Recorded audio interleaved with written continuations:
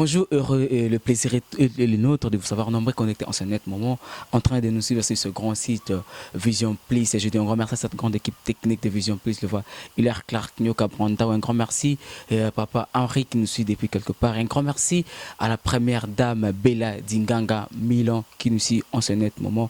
Et comme je l'ai dit tout à l'heure, je reçois pour vous le prophète John Gefa, question de parler d'actualité politique de notre pays qui est chebouillante. De l'autre côté, il y a les hausses, il y a le dollar, bloc et mati, coton sous carburant et mati, coton sous bakanga, bazong saboué, rien ne marche. Question de parler et de ces sujets, le prophète John Gefa Oualoubara, toujours n'a pas Yanzambe, la mort de Jésus, à qui je dis bonjour prophète. Bonjour, c'est Jeffer, Nzambe à Pambolayo. Autant on sur le kaka Moussa Nzambe, on va te le Kambouizali. Ron Nabiso, Nabisagayo, Minginga Nazali, Babengaka akati na 133. Et tu es Nazali trompette peut éclairer.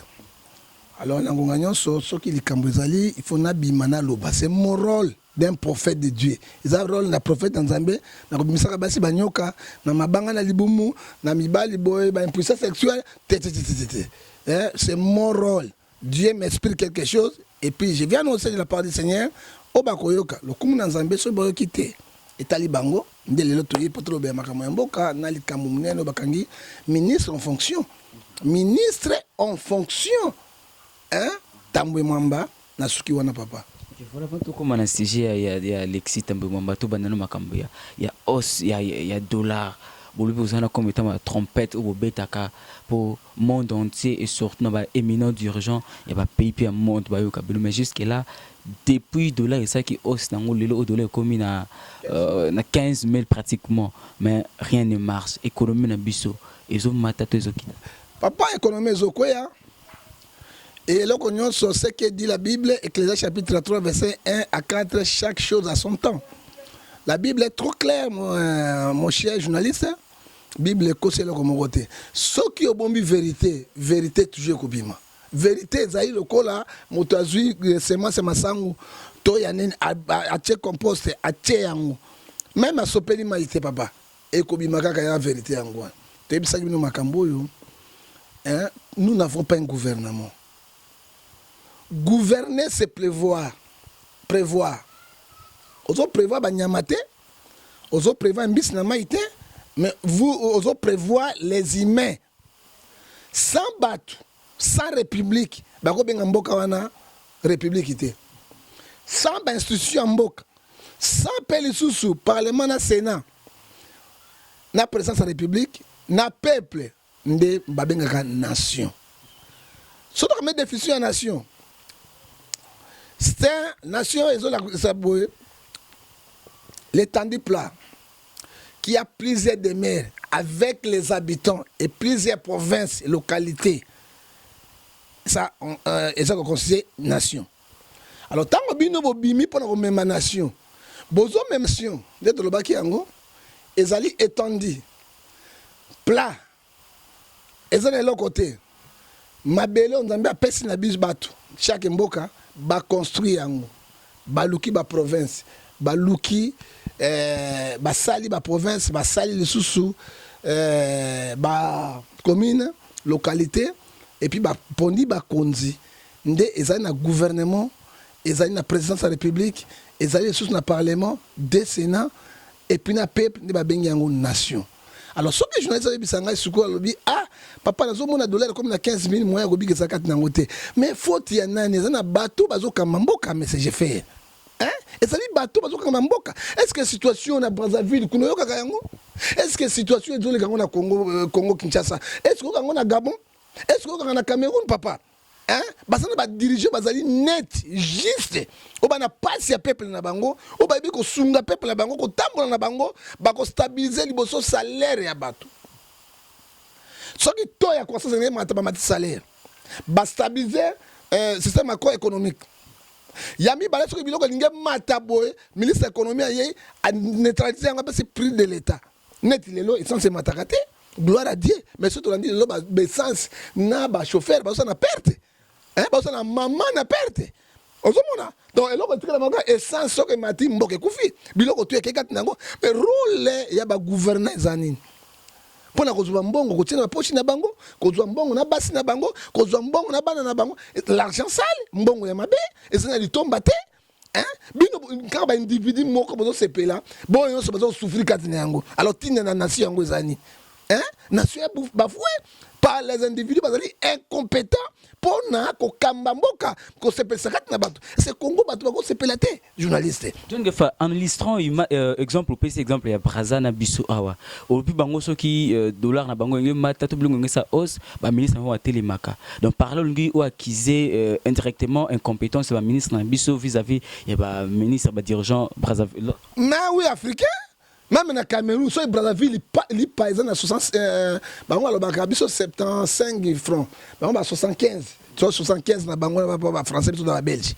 Hein papa, directement peuple ko se manifester, directement ministre économie abimi agangi akitisi yango stable. Ça c'est un dictateur. Na boyaka ça. Ça c'est un vrai dictateur mais ayebi ko soigner peuple. Ayebi ko bon sa peuple na ye. Ayebi ko bon sa salaire peuple na ye. Ayebi ko gérer. Paul Biya c'est un dictateur. Motaïb Sabino Nani. C'est un dictateur.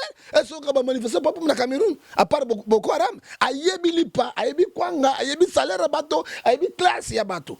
Les lois yozolo bango papa motakolo belango azate. Motako tele milango azate. Doula lona 15 000. Ba école bana biso tanga. Yozo di ma mwana école primaire. Moi nanga na deuxième année deuxième année primaire oyasuka. Nana bana mi bale bana université.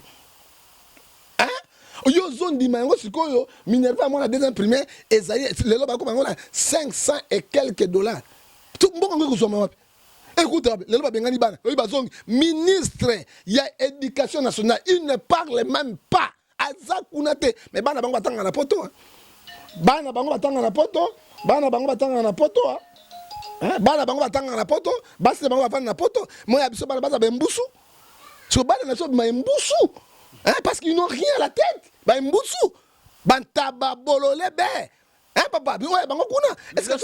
Mais lorsque la population n'arrive pas à se manifester, où est-ce que va ça? Le peuple a se manifester, il soutient au manifesta, au lemba. Sous la manifestation, on a une petite d'akoufia qui. Tout ça va défiler bilo. Papa ko manifester dans la station que mon délai a manifester parce que ça likambo moko ya mabezali. Il faut ba gouvernant bazwa solution. Moi ya biso ato manifester. Ba kotinde la bino ba mura, ba kotinde la bino ba police, ba kotinde la bino ba nani, ba panzi ba to likambo pesili. Et fait que peuple congolais monique kufeleki. Bazo boma bato ba ntaba. Kufa ko boma lelo lobby ba kosalani. Ba fani na bango na passe na bango. Mais ezali kanga papa likamba kongi faut nzambe intervenir. Je n'ai jamais vu un pays le monde, le Congo, oyo kaka silence absolu. Hein? Silence absolu. Ba yebi peuple te. Ba yebi batute. Ah on a Congo na Kobisa, il n'y a pas des hôpitaux. Il n'y a pas des écoles. Il n'y a pas à manger.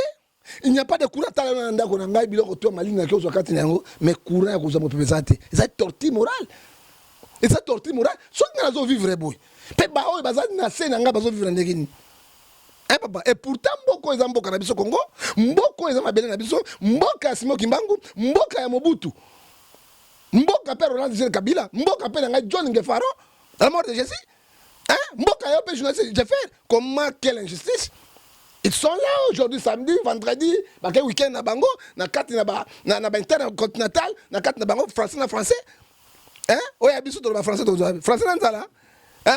Au moment où on a dit pantalon, papa moi à sentir parce que nous déplorons Mboka tambola kaboté. Mboka il faut besoin d'amour na bateau et bazo voter bino. Bateau bazo voter bino mais c'est je faire. Et puis na koloba na congolais, na ba la nzambe merci parce que vote comme pe na diaspora. Attends yo gagner diaspora. Hein? Vous gagnez diaspora? De quelle diaspora vous parlez? Parce que diaspora, on peut commettre déjà corrompu. Bon, bon sango. Ngai mission d'amba yenga pour ko sangsa bato ko panzate na ko bon sa diaspora. À bientôt. Sur na zuba invitation na ngana ko koma pour na ko te na poto na wapi partout, et là ko liboso na ko sangsa diaspora. Parce que diaspora sont les au Kabwana à cause de l'argent. Mais que dit la Bible, papa?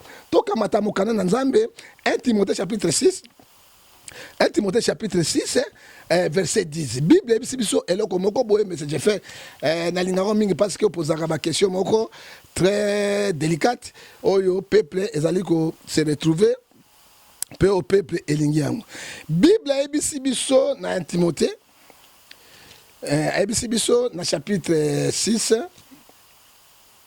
verset 10. Tobaïna 9, p 10.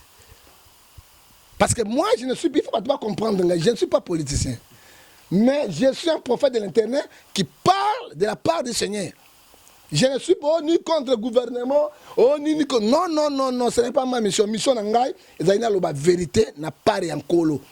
Hein? Basakoli yakala, basai ko ebisa roi, okokwe okolongwa tika bukundi. Mais oya lelo, okosala 100 ans. 80 ans, Mobutu Moumela, Mobutu a fait 32 ans, Yoko ça 50 ans, 50 ans, bio moi a su mon ingamba. Hein? Moi suis mon ingamba. Yango to comme Oumela non, je suis là pour nous passer conseil. Naba continuer de diriger biso. Naba diaspora sur Bakati Nyango. Bible lobini. Pourquoi diaspora et Panzani à cause de l'argent? 1 Timothée 6 verset 9. Mais ceux qui veulent enrichir tombent. Mobutu Moïbi, Mobutu Ndoki, Mobutu Appié Mboka 32 ans, Mobutu Boyboy. Bango Bakoti Koleka, Mobutu, il y a 32 ans, Bapillé 200 ans. Bapillé Mboka 200 ans. Mobutu Baneko Lia Nabato.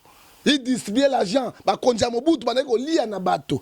Oyo Baliaka, Oyebi qui soit il était. Ou bien tu ne manges pas et aux gens malamuté. Hein? Mobutu ayebaki mongala te, ayebaki mon Congo te, ayebaki mon Luba te, ayebaki mon Sadi. Un vrai pacificateur.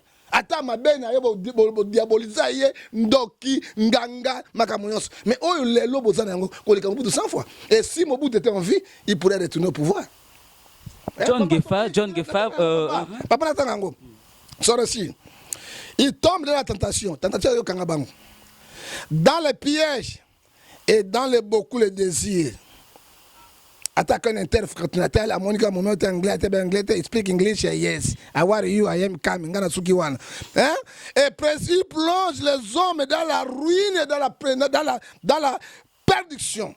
Et que dit la Bible dit? Car l'amour de l'argent est une racine de tous les maux.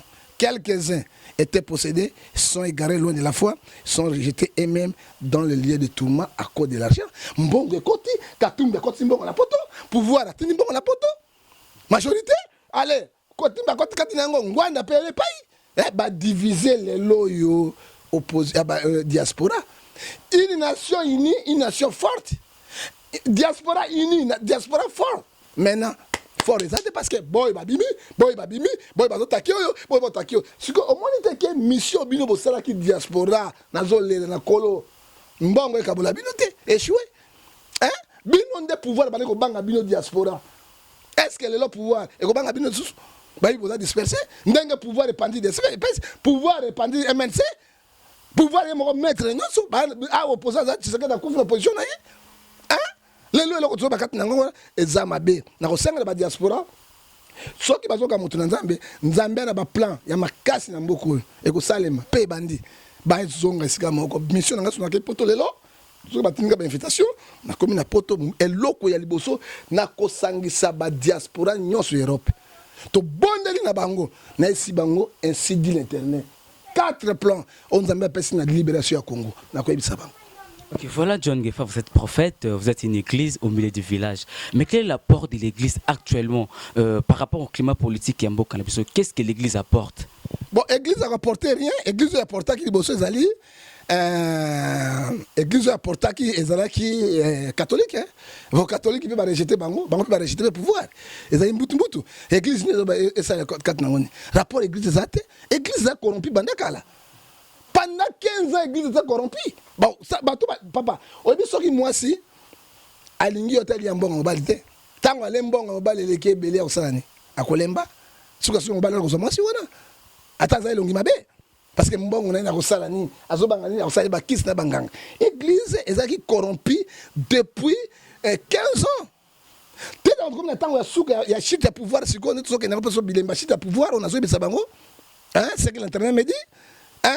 À l'église, contre les sous nasuka, il est sous yasuka. L'église en influence ni, écolobani, batu ba corrompu, batu ba mbongo na bango na makambo na bango. Qu'est-ce qu'ils vont dire de la part du Seigneur? Il n'y en a pas. Mais apparemment, l'église et la politique marchent de frères et sœurs. Et situation économique est à la hausse, l'église peut commis à la hausse, on paie ça autant, et puis les commis, c'était ma côté kaba miracle. Si on a payé $5,000, on a une bénédiction à $5,000, et celui qui donne $1,000, on a une bénédiction, ou on a 1,000 francs, aya, na ça les prières à 1,000 francs. En fait, où va le monde, où va l'église? Bon, naïbisa qui yo église et côté na kati ya kope. Lelo kolobi na ko cité miracle et comment ya kosomba. Mais ce qui dit miracle kosomba, naïbi eloko nini oyo bango bazo lobate. Mais ngana ko biso eloko moko na ABC biso awa na Romains 16 verset 17 à 18. Biloko mati église mabonze mati. Biloko dollar mati église comme balingi sous le 2,000 francs terre. Église en tout cas $5, 7,000 $7,000, $700, $700, $7,000. Ma papa tala no makamondenge wana. Église zo porter sur ko batuelo côté. Et plupart ba oyo ba na l'église lelo baza ba pele en Zambie. Ata Nzambe benge bango me ba pengwa bazonga na satana. Bazonga ngona satana. Ok, voilà, nous continuons cette émission. Je rappelle, nous sommes avec le prophète John Ngefa, question de parler de l'actualité les politiques de notre pays.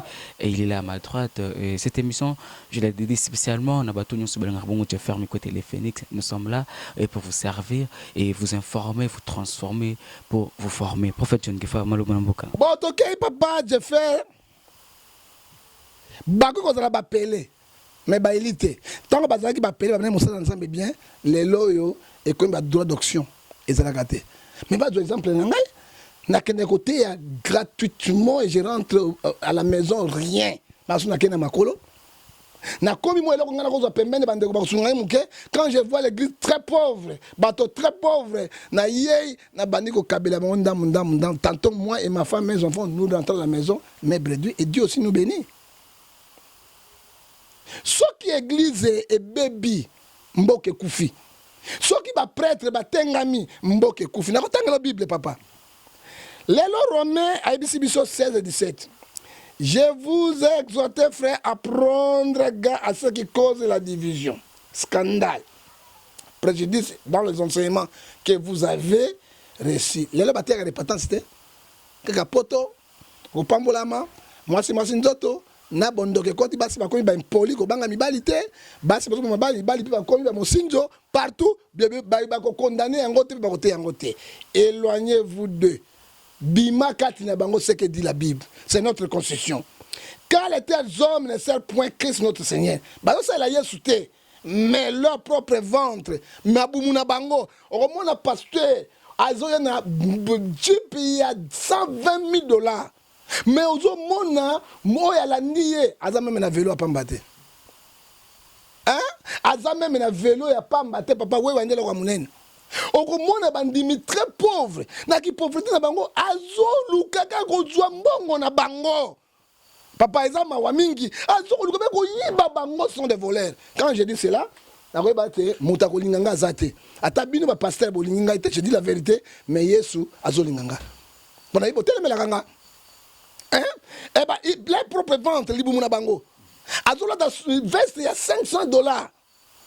Azola da soulier, moi, si nous avons billet, on se remonte, mais t'as la mondimiona, azola ta talala. Azola ta fond, il y a $100 pour ça. $100, tu mets $30 pour ça, été.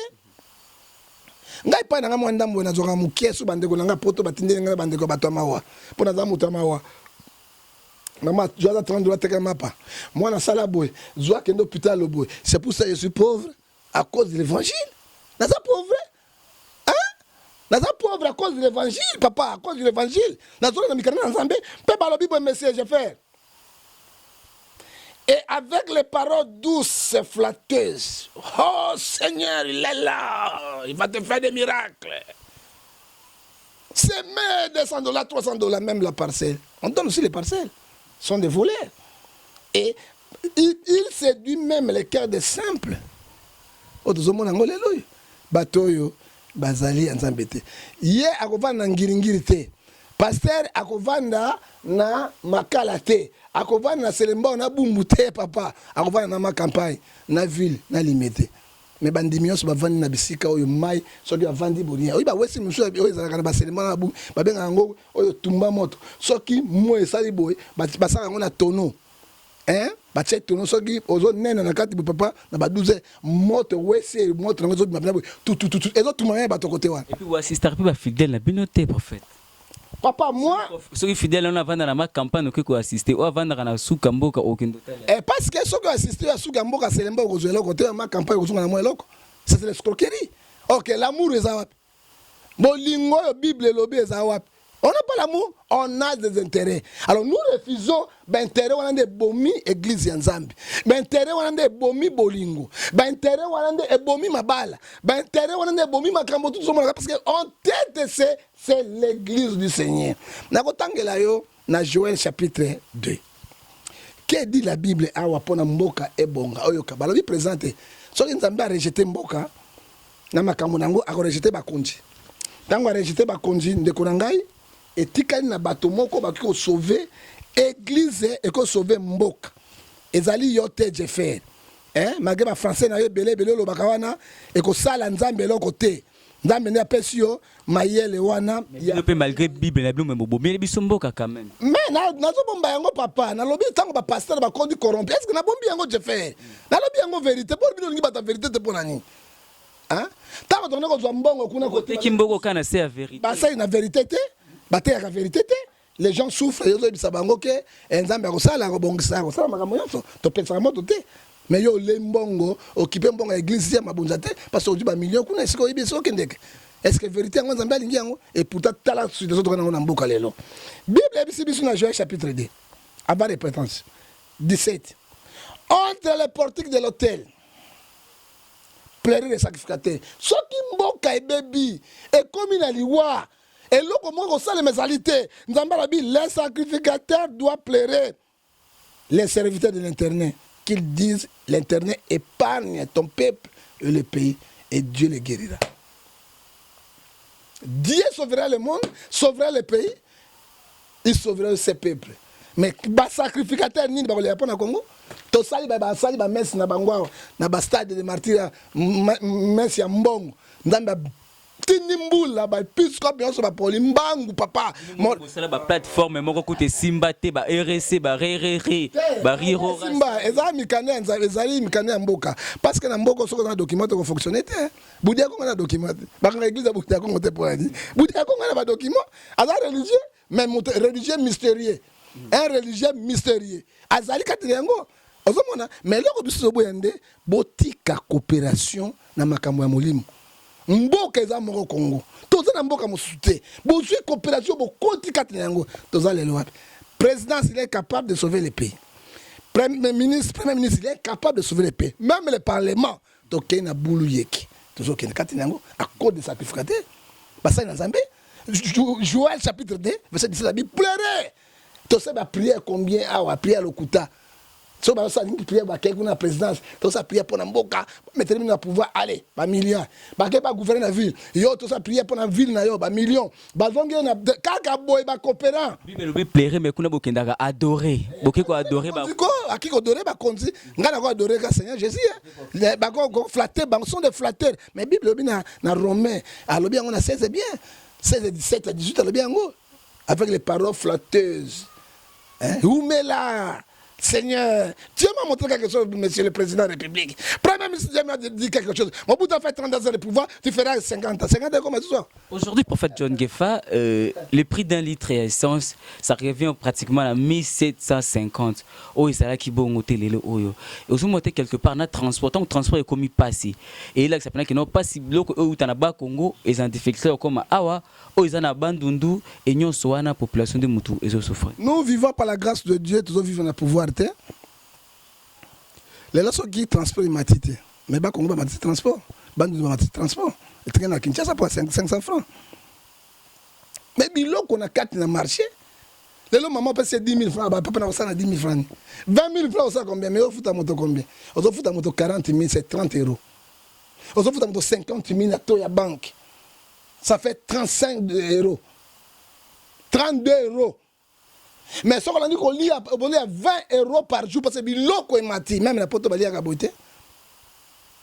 Yango mwana mwana ba selemba koshokor, okena ba bumbu koshokor, ozongi na ba côté ba ngiringiri côté suka koshokor, mwana basale kaka matembele na mai ya pamba. Mindele mbongo ni bino bopesa ka bango. Bazo kosa bino peuple ezo bikate. Hein? Azolia na matembele cha cha cha cha. Papa ya pembe boy na fufu abenga ngo diata bombe papa. Soka sisi diare mwana na osala. Ah nzambe, diare ki site pe nzambe abikisi kaka. Hein papa? Diare ki site mwana zo bikisi papa. Soka moni moto libumu vimba o moni mata munene te. Tifoide de tondi wana papa. Hein? Et bango bazai kuna bien. On va mettre son enfant aujourd'hui. Qu'est-ce que vous avez mangé? Mbongo ya bango, mbongo ya République. Mbongo na bango tout à la République. Bango basala mabele, basala mboka. Mboka appartient à Nzambe. Nzambe a jugé bango. Attends, oye bien. Bible c'est ça dans Proverbe. Chapitre 14 28. Quand les peuples sont dans la joie, mais c'est le journaliste, c'est la gloire du roi. C'est la gloire du gouvernement. C'est la gloire du parlement. Mais quand les peuples sont dans le misère, c'est la misère du roi. C'est la misère du gouvernement. C'est la misère du sénateur. Dans mon parlement, moko, et quoi ça, ta ministre, moko, na motion, ça ne se fait pas, mais c'est les journalistes. Et les comme au contraire. Les comme au contraire. Les peuples sont dans la misère. Gloire au roi, gloire au gouvernement, gloire au premier ministre, gloire à porte-parole au gouvernement, gloire à Bango.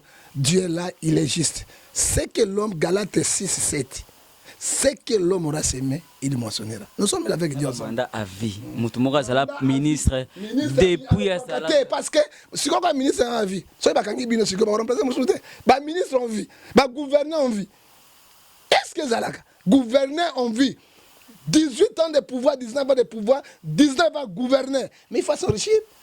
Il faut s'enrichir. Monsieur, les journalistes. Hein? Il faut s'enrichir. Hein? Il faut être comme les Européens. Mandat, c'est que ça les simbité. Au Hollande, c'est l'Hollande. Alors, développer mandat. Alors, il parti socialiste, le simbité. A Tikinaye, Macron à côté. Hein? On y a souka qui m'a croit que ça. Mais en Afrique, c'est le contraire. Hein? Ça sous banda banda.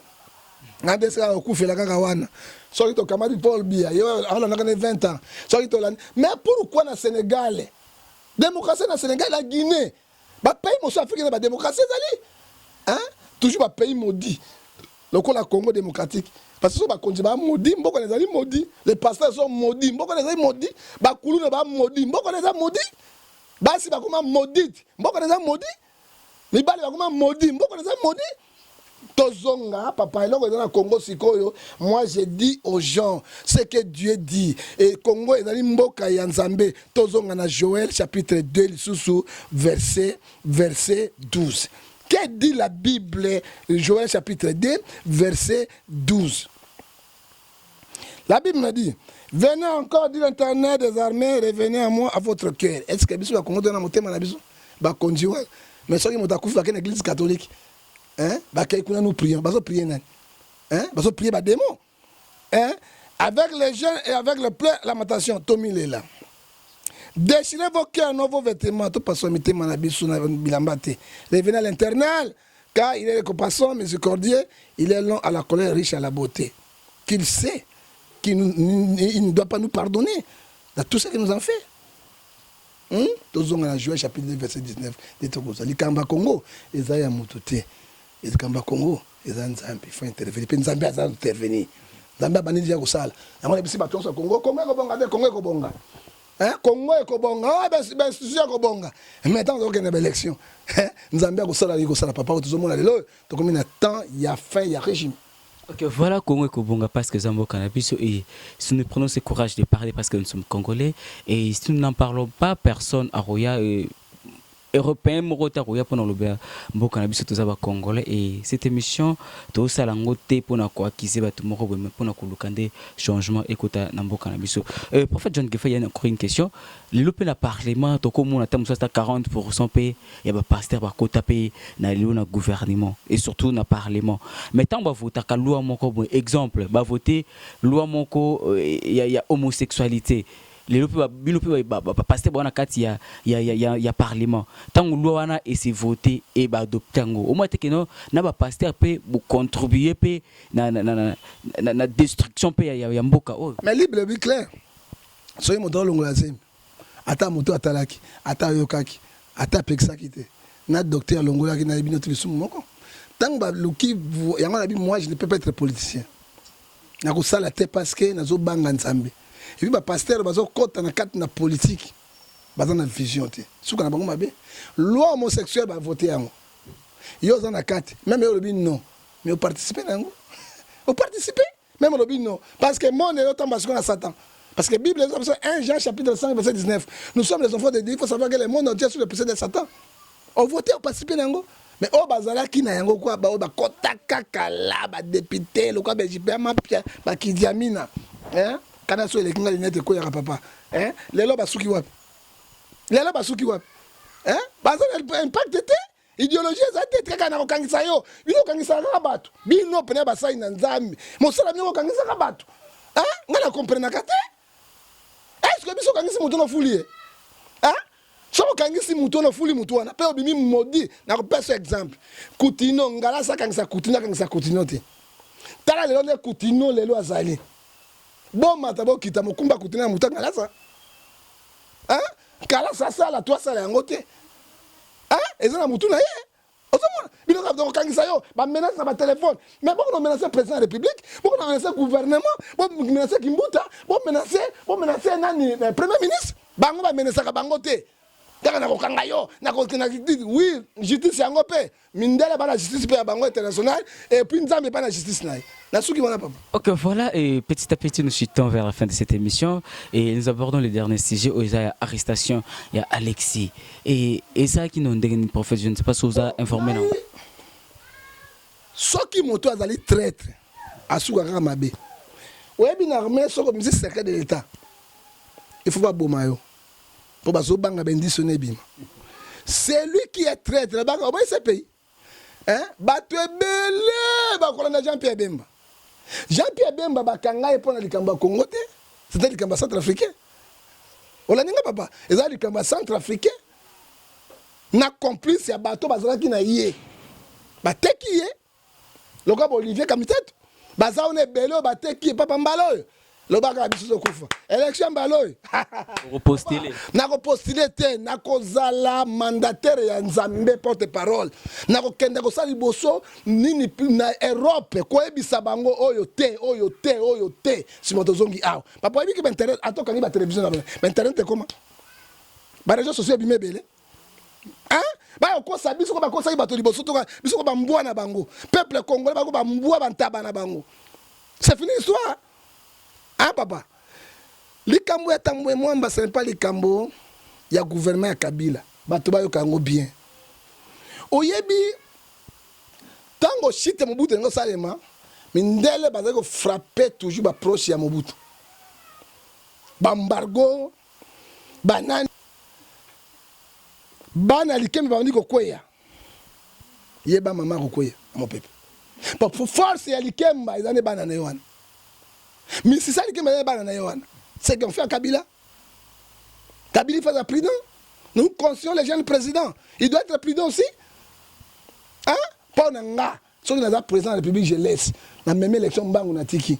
Complot mounene. Et ça dit pas naïe dans l'Occidentaux. Bazo Lukaba mende wana te. Il cherche la tête de Kabila. Hein? Bazo Lukaba mende wana te. Mende baba innocent. Ba tambwe mamba ba innocent. Yo kaya kona bisa bango kat nango papa. Si c'est moi Kabila, je demande na tiki. Na même une élection même lobby beaucoup d'élections na bina tiki. Na buna makamusu to CP ko zwanga te na ibite na buna na. On depuis Marambounio solo baka jusque là aux autres demeurés intouchables.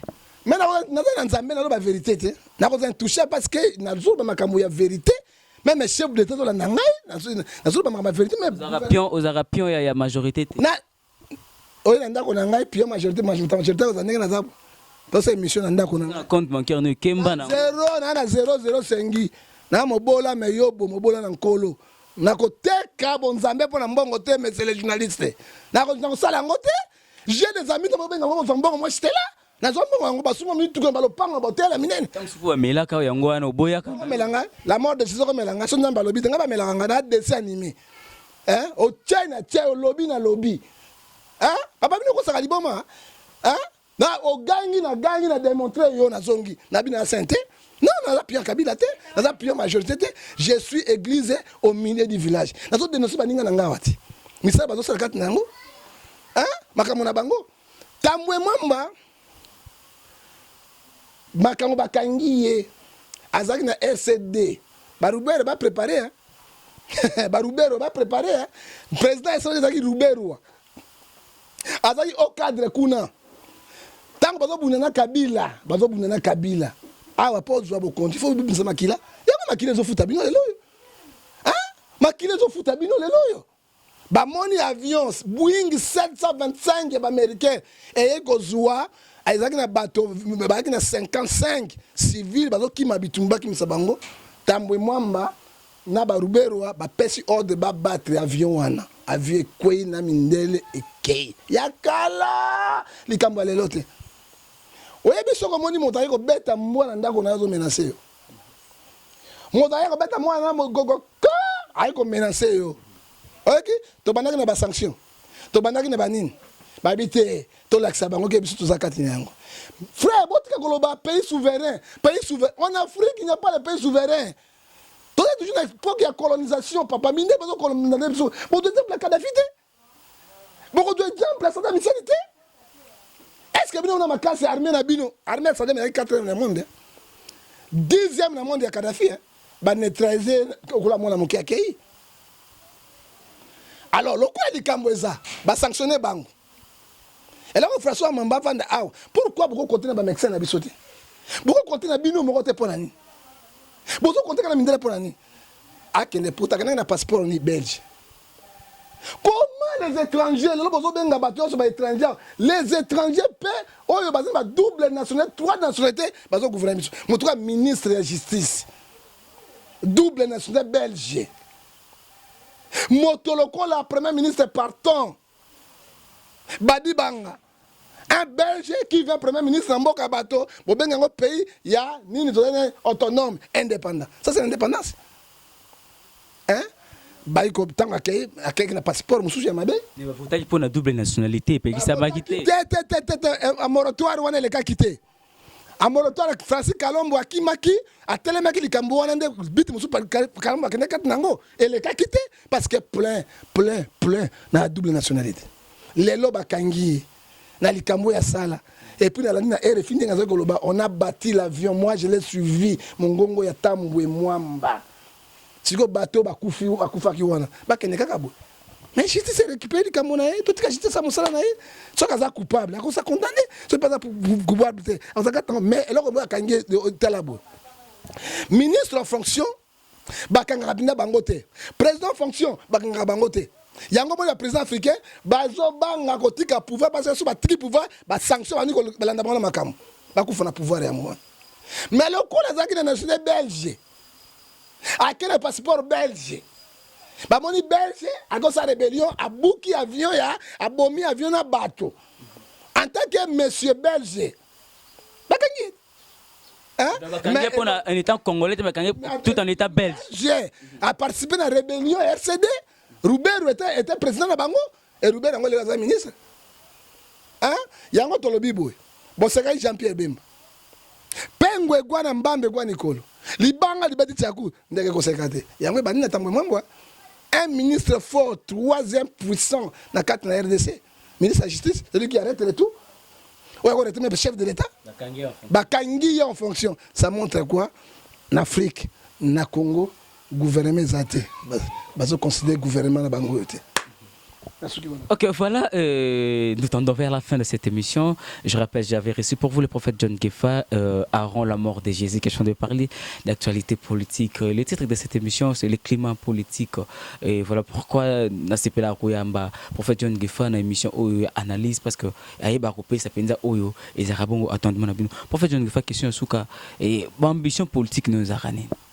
Ambition politique nanga, président parti politique nanga, c'est Jésus-Christ, l'homme de Galilée. Et puis parti politique nanga, c'est église.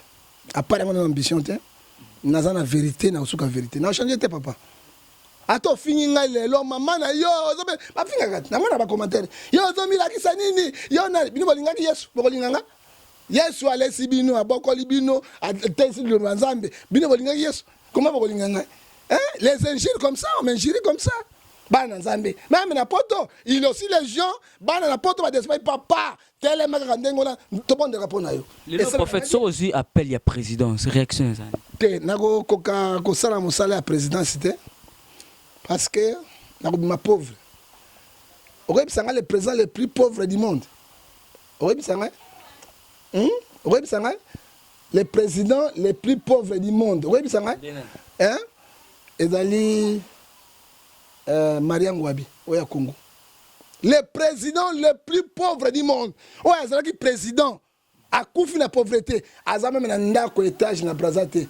Azame na ndako te. Obi bon abana sani. Na pourquoi Maria Ngouabi balelaka na lelo. Na pourquoi azui vélo na kota na ndako moko talaka so balé te.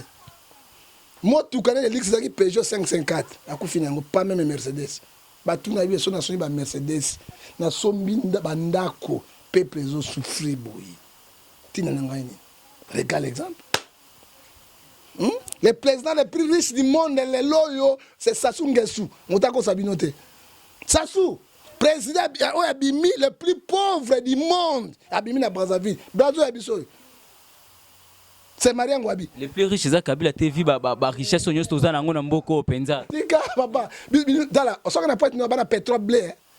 Blé dans le Congo, attention à la richesse, Kabila est le président le plus riche du monde parce que Kabila est qui trône, parce que awa moto solia, beaucoup lia, na kuna Brazzaville modalia, ça suit moi coordonner tout. A ça dit combien? À peu près 27 ans de pouvoir ou bien 32 ans Mobutu. Il est là, au monde, tous les exemples en Ngouabi, peuple zoliaté. Peuple les na vie bien té on s'enrichit pourquoi Bible ebisingai awa na kat na mukana na Matthieu 16:25 parce que nazolandaka mukana na Nzambe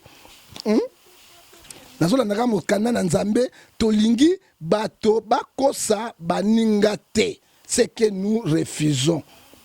Bible ebisibiso na Marc 16 tokamati yango na 25 à 26.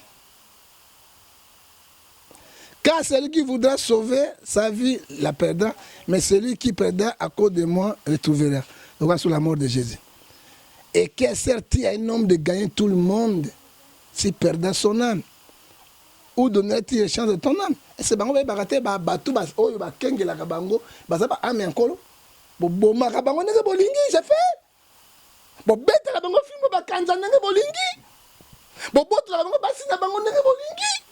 Bozo bete balo bozo balo pango na bango ndenge bolingi bana na bango bozo violer bango ndenge bolingi okufunda wapi ministre violé mwana ta 10 ans OK ne wapi okolonga wapi Nzambe pesa na bato bayimbela ke babinela ke tout autour na prophète bato bayimbela ke tout autour na ba jelo na Nzambe na biso bana Nzambe est-ce que tozo yimbela Nzambe na sincérité tango loki ndeko na ngai pauvre Marie Mitsamba yemba geki na banga Tambe abade fie Tambe abade fie Tambe abagege Nabangi mokini. Celui qui connaît le cœur de l'homme, c'est Dieu seul. C'est Dieu seul. Maman n'a rien adoré mingi. Elle n'a qui mingi. Salela ngabika moya we. Salela kongo bika moya no kina kokufa. Na musicien te. Yo zo sekanga na musicien. Yo cameraman ko sekanga na musicien te. Yo kitika na mbila nzambe nzembo papa. Nzambe nzambe na hotel. Na bar. Nzambe nzambe. Salela ngabika moya we. Salelanga bikamwa nzambe nzambe na kokufa o salela bikamwa na Congo yo. Marie Bisambo donc eso gege na bi Matthieu 6 verset 24. Il ne faut pas suivre deux chemins à la fois. Nasukiwana. Voilà, merci. C'était pour vous le prophète John Gifa et question de parler d'actualité politique. Il y a Mboka Nabiso, nous l'avons réussi pour Alobaka, pour la gloire de l'Éternel. Votre dernier message, prophète John Gifa. Naogi passe. Pour le Congo, on a le bacolobate. Papa Tani n'a pas souffrir. Congo, le pays, deuxième barrage en Afrique. Quatrième dans le monde, il y a courant, production de courant. Tout est dans courant. Les pays les plus riches du monde, paradis terrestre, c'est le Congo, qui a 133 minéraux non exploités. Mais tous vivent dans la terre le plus pauvre. Les hommes les plus pauvres du monde. Nous vivons dans un pays le plus riche du monde. Il y a tout chez nous. Quand on meurt, on nous enterre dans la terre le plus riche du monde. Nzambe. Ozate. Le sang moyenga ni moko.